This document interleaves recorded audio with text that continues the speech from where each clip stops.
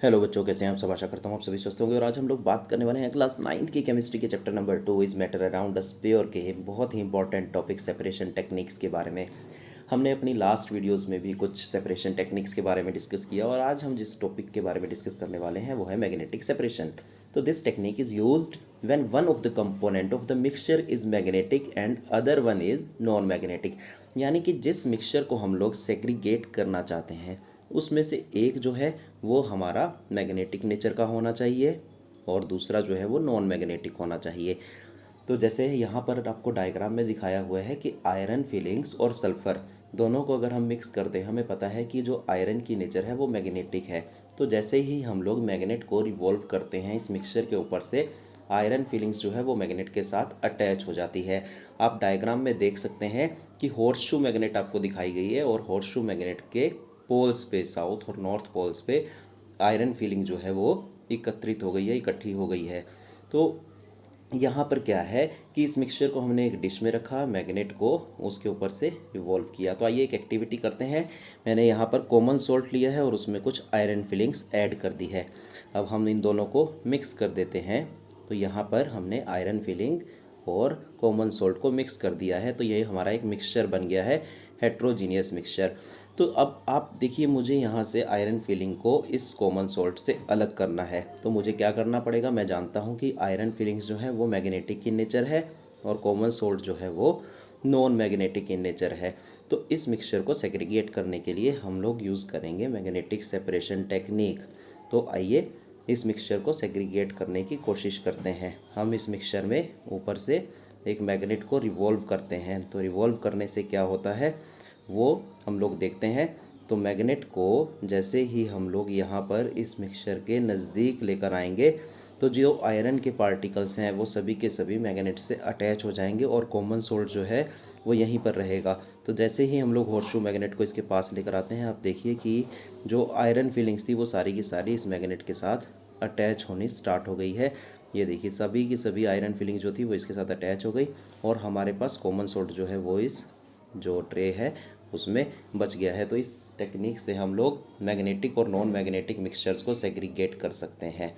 तो ये तो थी मैग्नेटिक सेपरेशन टेक्निक। अब हम बात करते हैं सब्लिमेशन के बारे में। तो सब्लिमेशन एक ऐसा प्रोसेस हमें पता है जिसमें सॉलिड जो है वो डायरेक्टली गैसियस स्टेट या वेपर में चेंज हो जाता है without passing through liquid state, उसे हम लोग बोलते हैं सब्लिमेशन। तो यहाँ पर सॉलिड जो है वो डायरेक्टली चेंज हो रहा है गैसियस स्टेट में लिक्विड स्टेट से पास हुए बिना।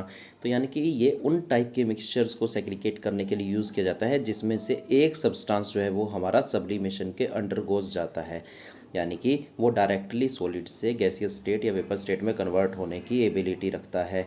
तो यहाँ पर आपको डायग्राम में जैसा कि दिखाया गया है कि अगर हम दो सब्सटेंसेस का मिक्सचर लें, जैसे यहाँ पर कैम्फर और सैंड का मिक्सचर लिया गया है, तो हमें पता है कि कैम्फर को जैसे ही हम लोग हीट करेंगे वो सॉलिड से डायरेक्टली गैसियस स्टेट में चेंज हो जाएगा, कोई लिक्विड स्टेट नहीं बनेगी। यानी कि वो ऊपर की तरफ फनल के पास, फनल का जो टिप पोर्शन है वहाँ अटैच हो जाएगा।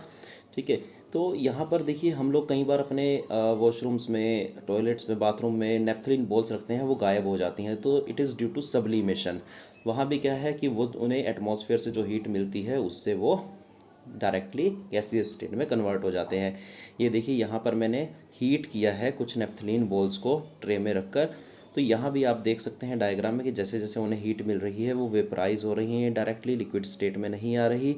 यहाँ पर आप देख सकते हैं कि इन बॉल्स को जैसे ही एटमॉस्फेयर से हीट मिल रही है वो डायरेक्टली कन्वर्ट हो रही हैं। तो आइए एक एक्टिविटी के थ्रू सब्लिमेशन को और पढ़ते हैं। तो आप देख रहे हैं डायग्राम में कि हमने एक ट्राइपॉड स्टैंड लिया है, उसके ऊपर वायर गोज रखी है, एक बर्नर का यूज़ किया है, ऊपर चाइना डिश रखी है जिसमें आयोडीन और कॉमन सोल्ट हमने रखा हुआ है। आयोडीन हम जानते हैं कि सब्लाइम सब्सटेंस है। उसके ऊपर एक इन्वर्टेड फनल रखी गई है और इस इन्वर्टेड फनल की जो ऊपर टिप है उसको कॉटन से हमने बंद कर दिया है ताकि जब वेपर्स बने वो यहाँ से बाहर ना निकल जाएं।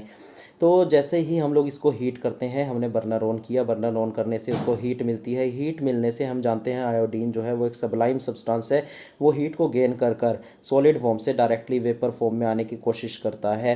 तो वो क्या करता है कि जो फनल की हमारी ऊपर वाला पोर्शन है, सिलेंड्रिकल पोर्शन है, इस पर आकर डिपॉजिट होना शुरू हो जाता है क्योंकि बाहर निकलने का कोई रास्ता नहीं है, तो वहीं पर आकर वो डिपॉजिट हो जाता है। तो हम जैसे जैसे हीट करते जाएंगे वैसे वैसे जितना भी आयोडीन होगा पूरा का पूरा फनल कैंट्स में डिपॉजिट हो जाएगा और चाइना डिश जो है हमारी उसमें सिर्फ कॉमन सॉल्ट बचेगा। तो ये तो टेक्निक थी हमारी सेपरेट करने के लिए कि किस तरह से हम लोग सब्लिमेशन की हेल्प से दो मिक्सचर्स को अलग कर सकते हैं, जिसमें से एक हमारा जो सब्सटेंस है वो सब्लाइम सब्सटेंस है। तो अब हम अगली टेक्निक की बात करेंगे जिसका नाम है centrifugation. Sometimes the solid particles present in the liquid are so small that they pass through the pores of the filter paper। दोस्तों कभी कभी क्या होता है कि सॉलिड पार्टिकल जो है जो लिक्विड में प्रेजेंट होते हैं वो इतने छोटे होते हैं कि वो फिल्टर पेपर से भी पास आउट हो जाते हैं। तो इस टाइप के मिक्सचर को सेग्रीगेट करने के लिए हम लोग क्या करें? तो for such a mixtures the filtration technique can not be use for separation. तो इसमें हम लोग फिल्टर जो टेक्निक थी हमारी फिल्ट्रेशन टेक्निक उसको यूज़ नहीं कर सकते। तो such mixtures are separated by the technique called centrifugation. तो इस टाइप के मिक्सचर्स को हम लोग सेंट्रीफ्यूगेशन टेक्निक से सेग्रीगेट करते हैं। The principle of the technique is that denser particles are forced to the bottom and the lighter particles stay at the top when spun rapidly। तो क्या होता है कि जब हम बहुत तेज़ी से उस मिक्सचर को रोटेट करते हैं, उस तेज़ी से रोटेट करने के बाद क्या होता है कि जो डेंसर पार्टिकल है वो नीचे बॉटम में सेट हो जाते हैं, अगर लाइटर पार्टिकल हैं तो वो ऊपर फ्लोट करना शुरू कर देते हैं। तो this device use to carried out centrifugation is called centrifugal machine और सेंट्रीफ्यूज। यानी कि जिस डिवाइस से हम लोग ये प्रोसेस करते हैं उसे सेंट्रीफ्यूज बोलते हैं या फिर सेंट्रीफ्यूगल मशीन बोलते हैं।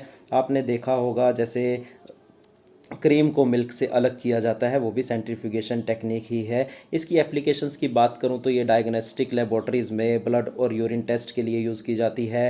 हो घरों में डायरीज़ में मिल्क से क्रीम को सेक्रेट करने के लिए यूज़ की जाती है। वॉशिंग मशीन्स में to squeeze out water from wet laundry, यानी कि पानी को स्क्वीज़ करने के लिए बाहर निकालने के लिए वॉशिंग मशीन्स में से यूज़ की जाती है। तो दोस्तों बहुत ही कारागर टेक्निक्स हैं, जितनी भी सेपरेशन टेक्निक है हमारी डेली लाइफ में उन टेक्निक्स का बहुत ज़्यादा यूज़ है। तो आशा करूँगा इन छोटी छोटी वीडियोज़ की हेल्प से आपको ये टेक्निक जो है वो समझ में आ गई होगी।